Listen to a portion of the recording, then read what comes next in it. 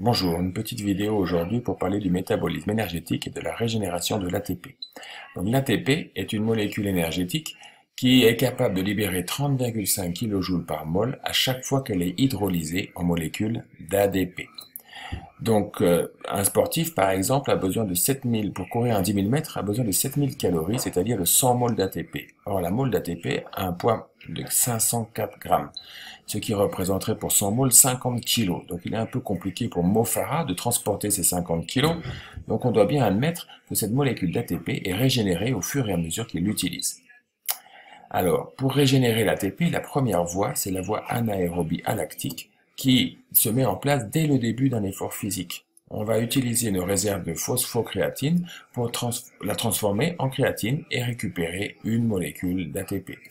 Une fois l'effort terminé, on pourra reconstituer nos réserves de phosphocréatine.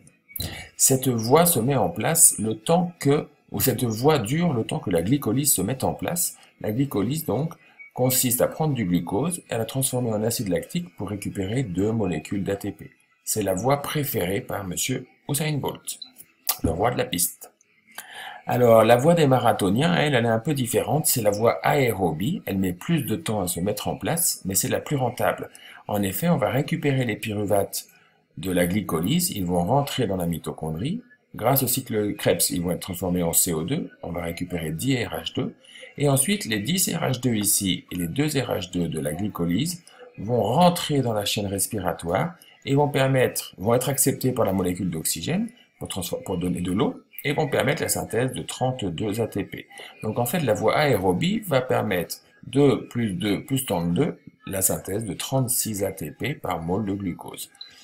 Pour récapituler, on voit donc que lors d'un effort physique, on va d'abord régénérer l'ATP grâce à la voie anaérobie alactique, en particulier lors d'efforts très intenses mais de très courte durée.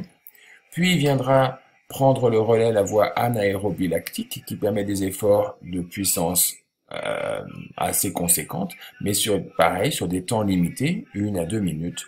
Et enfin viendra la voie aérobie qui permet des efforts de faible intensité, mais sur des durées beaucoup plus longues. En vous remerciant de votre attention. Yes.